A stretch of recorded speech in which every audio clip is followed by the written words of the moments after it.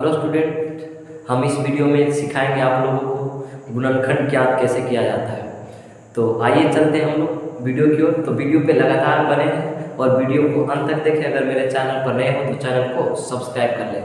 तो हम आज एक आसान तरीका बताएंगे जिससे कि आप गुणनखंड ज्ञात करना जल्द ही सीख जाएंगे।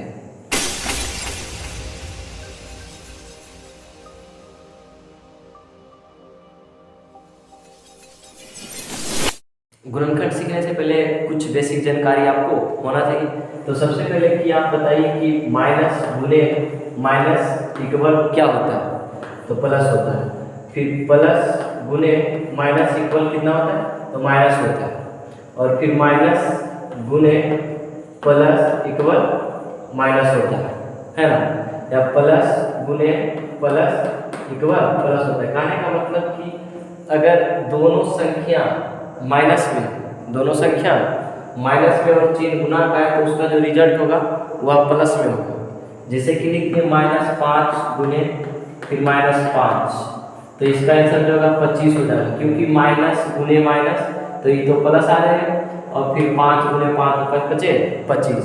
इसका कहने का मतलब ये है कि दोनों संख्या अगर माइनस में तो उसको जब गुना करेंगे आपस में तो उसका आंसर जो होगा प्लस में होगा। और अगर एक संख्या प्लस में या तो पहले प्लस है या तो बाद में प्लस है, और एक संख्या माइनस में या तो माइनस पहले या तो बाद में, तो दोनों का जो रिजल्ट होता है वह माइनस में होता है। जैसे कि लिख दिए -5 गुने 5, और फिर एक लिख दिए 5 गुने फिर -5, तो दोनों का जो रिजल्ट होगा वह सेम होगा। 5 बचे 25, लेकिन क्या में माइनस में -25, क्योंकि माइनस वाली जो संख्या वो पहले रहे या बाद में रहे उससे कोई फर्क नहीं पड़ता। अगर एक माइनस है और एक प्लस है तो उसका जो रिजल्ट होगा वह माइनस में होगा, या तो माइनस आगे हो या तो फिर बाद में हो। और अगर जो प्लस गुने प्लस तो प्लस होता है।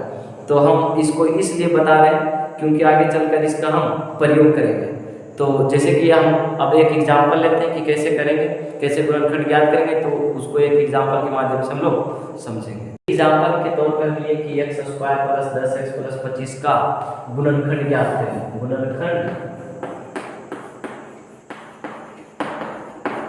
ज्ञात करें।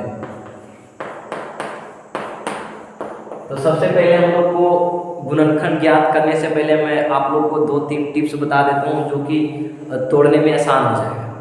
तो सबसे पहले हम लोग, ये तो सिंपल गुणनखंड है, ये सब लोग तोड़ सकते हैं, आराम से तोड़ सकते हैं, कोई बड़ा बात नहीं है। सबसे पहले हम लोग ये चिन्ह को देखेंगे और उसके बाद ये चिन्ह को देखेंगे कि ये प्लस है या तो माइनस है, या तो एक प्लस एक माइनस है। तो यहाँ पर माइनस प्लस है उससे कोई दिक्कत नहीं है। यहाँ पर देखेंगे कि अगर माइनस है और यहाँ पर भी माइनस है तो वो सभी मतलब कि ये सभी क्वेश्चन में थोड़ा दिक्कत होंगे।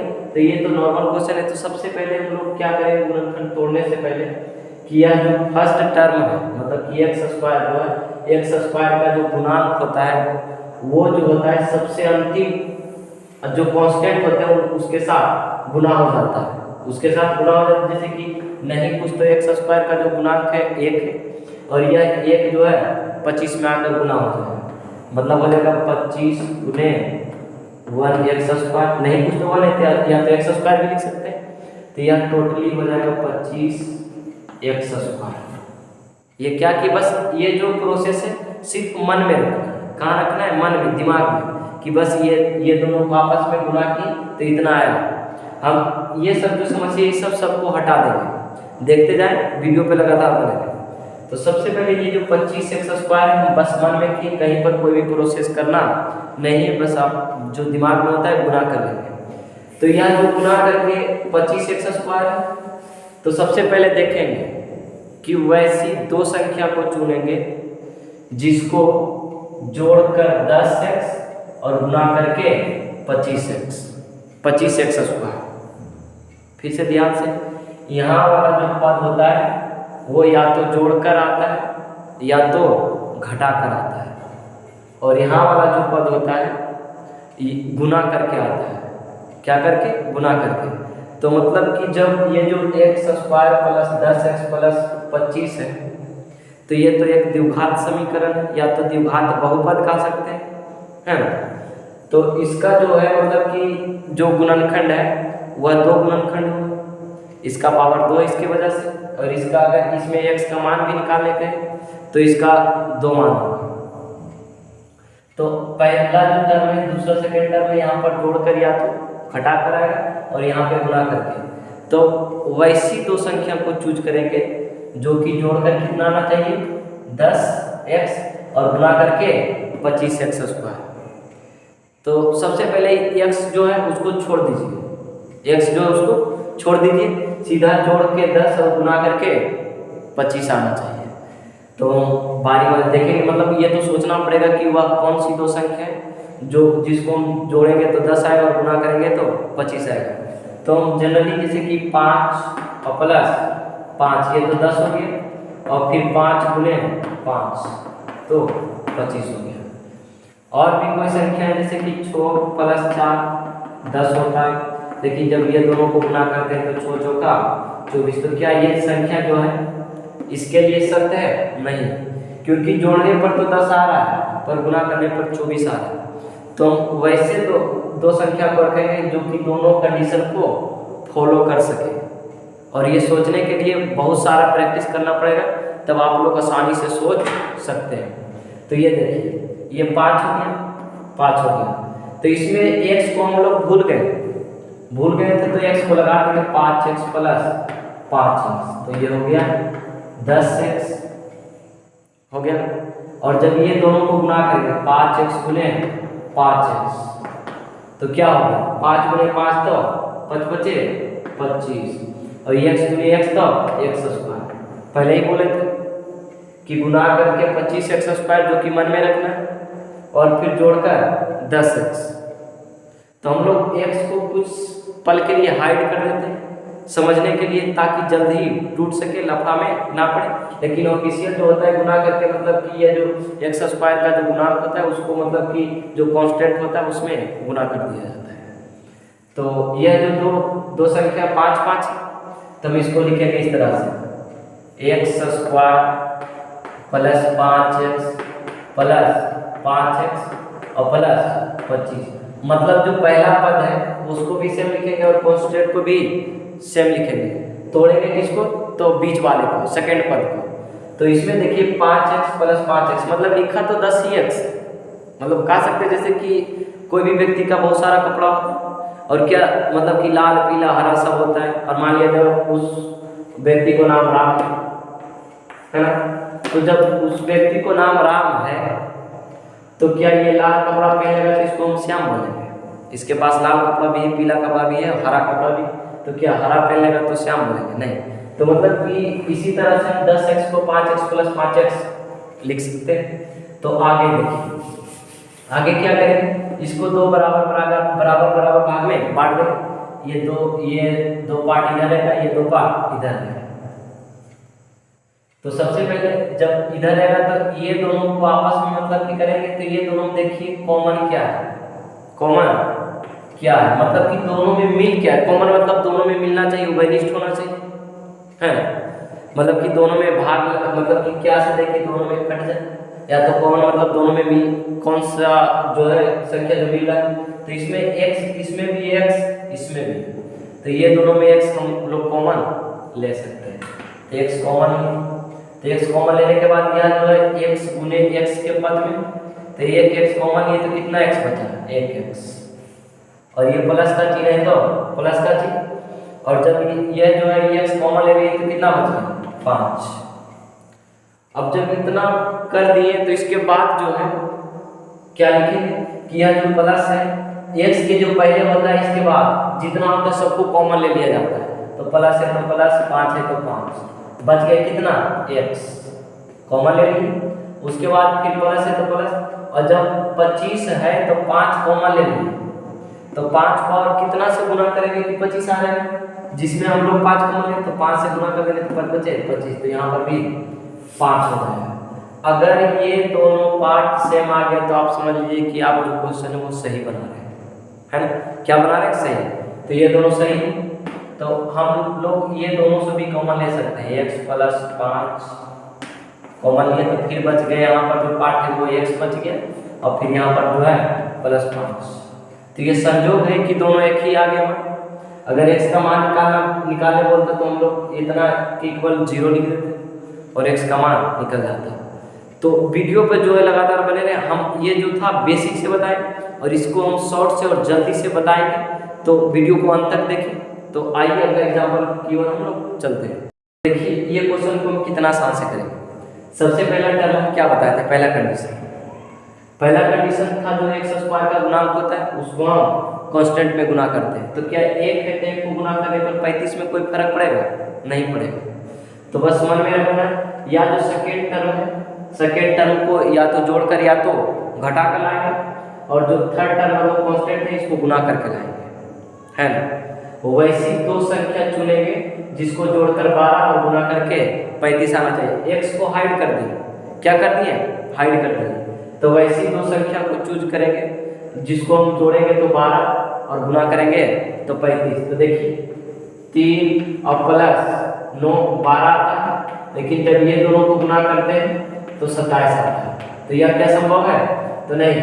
4 + 7 तो 8 4 12 तो जोड़कर हुआ, लेकिन 4 गुने 8 तो 32 हो जाता है। तो और आगे चलेंगे तो फिर हो गया 5 गुने 7 7 बचे 35 गुना करके तो आया, और 5 + 7 तो 7 5 12। मतलब 7 और 5 एक ऐसी संख्या है जिसको जोड़ने पर 12 और गुना करने पर 35 आएगा। तो ये जो है सोचने का जो क्षमता होता है वो बार बार आप लोग प्रैक्टिस करें, ऐसे सोचने की शक्ति आ सकती है। तो ये जो गुना कर जोड़कर जो 12 आ रहा है, 7 और +5 दो ऐसे संख्या जिसको जोड़ने पर 12 और गुना करने पर 35 आ रहा है। तो बस ऐड कर देंगे। हम पहले बताए थे कि पहला टर्म और अंतिम टर्म जो कांस्टेंट होता है उसको सेम लिखेंगे, x स्क्वायर फिर +35। और कौन दो संख्या में तोड़े? तो एक +7 और फिर दूसरा भी +5, है ना। तो इसमें भी x लगा देंगे, इसमें भी x लगा देंगे, कोई दिक्कत नहीं। अब अगला कंडीशन क्या होता है कि यह दोनों में दो, ये इसको दो भाग में बांटते हैं बीच से, यहाँ से इधर एक अलग पार्ट, यहाँ से इधर एक अलग पार्ट। तो ये दोनों पार्ट में क्या कॉमन है?